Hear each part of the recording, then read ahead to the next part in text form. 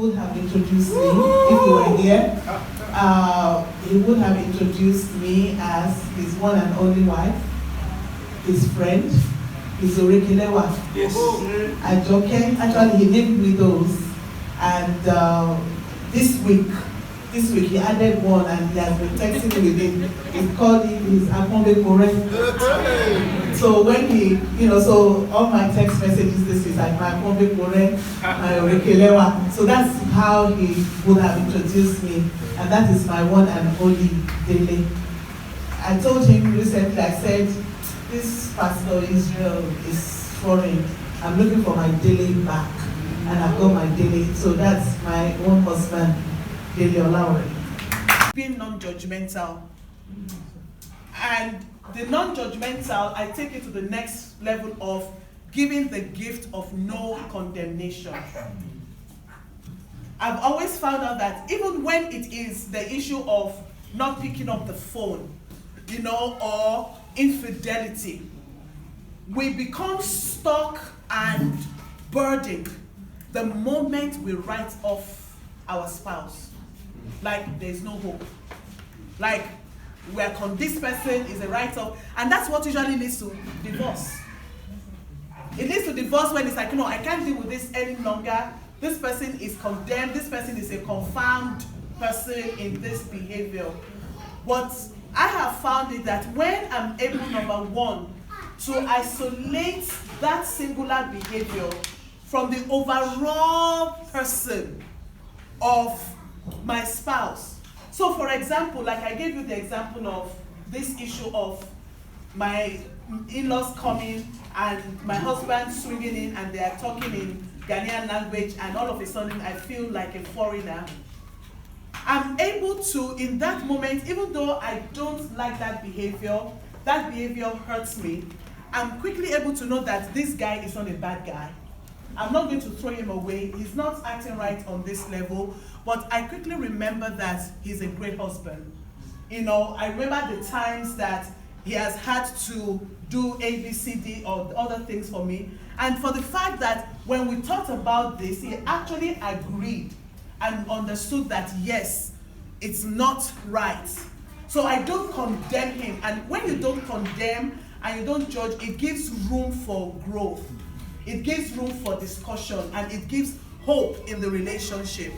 And I believe that many of us, we are in our relationship because we want it to last, isn't it? We want it to last. And we don't want it to be suffering and smiling. We don't want it to be hell on earth. We want it to be a place where we're happy. So I want to encourage us, in the area of, what is that first thing that I said? Giving the gift of what? No condemnation, no matter what it is. No matter what it is, from telephone picking up to infidelity or not feeling defended, just prepare it in your mind, because one, you yourself, if you are a child of God, you are not condemned. Does that mean that you are perfect? Huh? Does that mean that you don't have things that you two do wrong? Would you want anybody to write you off? You don't want anybody to write you off. So, because you don't want anybody to write you off, you don't want to write off your spouse either. So, we are imperfect. While for your husband, it may be not picking up, not giving you attention. Will you be able to name one or two things that he's dealing with about you?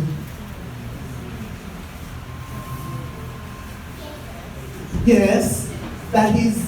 So if you were to talk about being a serial offender, would you be, will you be a serial offender in some things?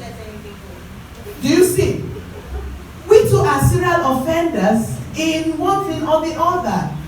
So we see that coming together in marriage is not the coming together of perfect people.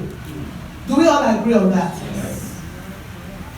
Coming together of what? Imperfect people. However, the way to peace, the way to growth is for those imperfect people to be what? Perfect forgivers. And to be quick forgivers as well.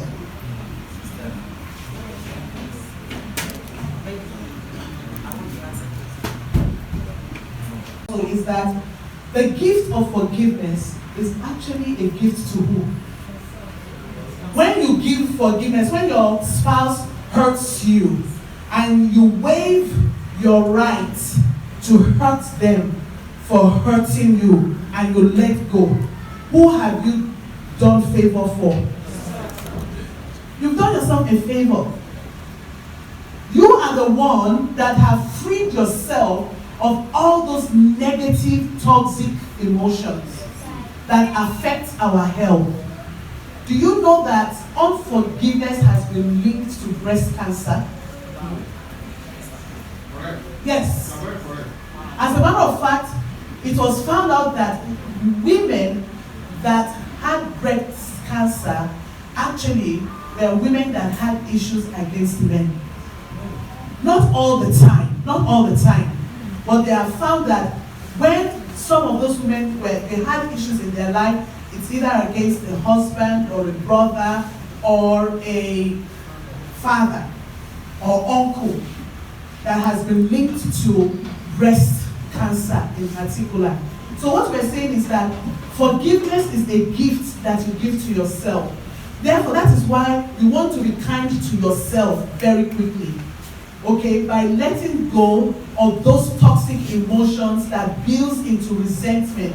Because when you don't forgive, resentment builds up, distancing, isolation, and all other things start to happen. Okay, so it's a gift to yourself. When you let go of your what is forgiveness? Letting go of your right to retaliate or to hurt the person. To hurt the person. When you do that, you are giving yourself a gift and you are actually sowing into your own future. Because sooner or later, who will need forgiveness? Sooner or later, you too will need forgiveness. And that is why the Lord aptly said it. He said, forgive us our sins as we. So can you imagine if you have to deal with a load of unforgiveness that somebody has against you? You don't want to live in that environment. You will always feel ashamed and embarrassed. So when you sow forgiveness, it means that you too, you are sowing so that you can collect